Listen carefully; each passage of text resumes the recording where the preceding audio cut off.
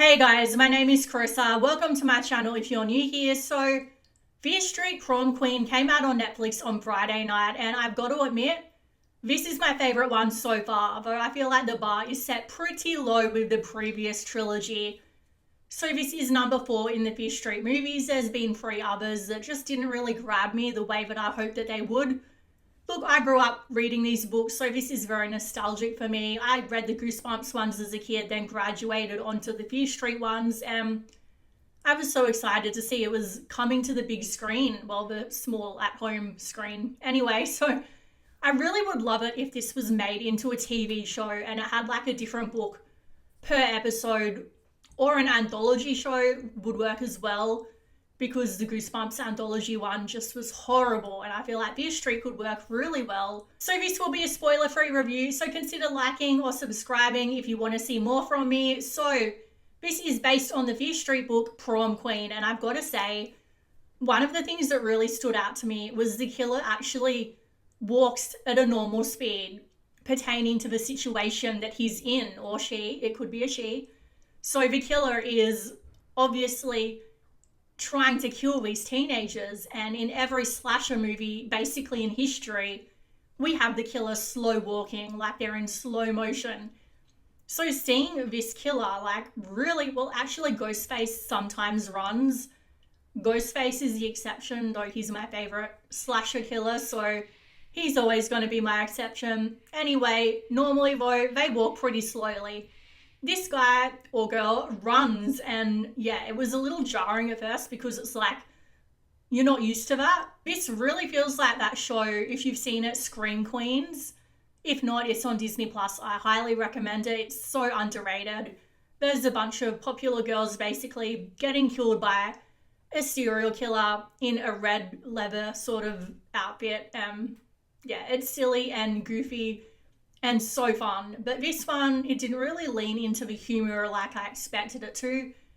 Though the previous 3 movies weren't really very funny, but this wasn't scary either. But that being said, it was entertaining for what it was. So it stars Kevin Kline, who was okay. I know he's been in a bunch of stuff in the 90s.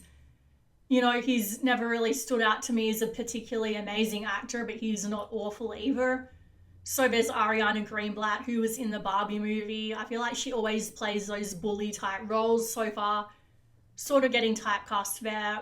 Then there's the lady from the Conjuring movie. She is such a great actress, and that is such a great movie. The main girl, bully, mean girl, did such a good job. She was a really good actress, and I feel like they also did a really good job with making the marketing posters promoting this movie look like the original Fear Street books. And then the mum is from the Fantastic Beasts, The Crimes of Grindelwald, and those movies from that franchise.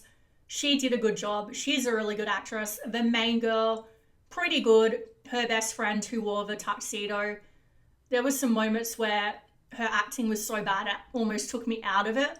Like, she sees a dead body and sort of goes, oh, like, I can't do it. But like, it was so obviously fake the way she was acting that it did feel a bit like a high school drama production. Talking about that, some of the practical effects they used, and I do appreciate that they use so many practical effects because I'm always pro practical effects versus CGI and all of that, but still some of them it felt really dodgy, like something you just get at a cheap Halloween store sort of prop. And this whole movie was really surprisingly violent and gory, considering that it was one aimed at a younger audience. There was lots of swearing.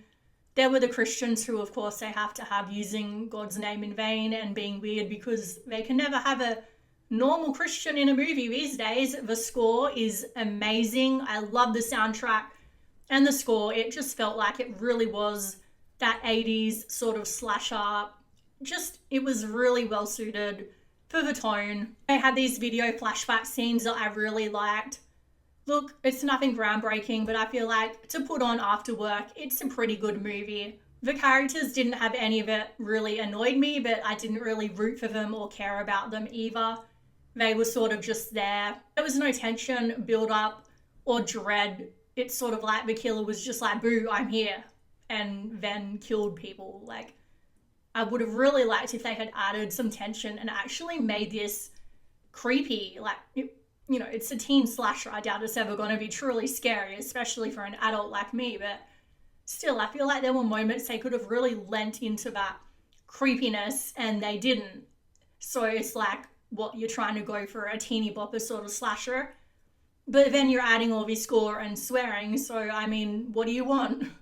Like I said before, this truly did feel like a Fear Street book brought to life. It felt like it truly was an 80s movie. There's been a few movies set in the 80s that have come out that have been, really dodgy in terms of like it being set in the 80s. This one, it felt like it really could have been set in the 80s, and I appreciated that. Overall, though, I don't feel like this is anything that's going to be remembered a year from now. So I would give it a 7 out of 10. Let me know down below if you've seen it, what you thought of it. Please subscribe, like, comment, all of that YouTube stuff, and I'll see you in the next video.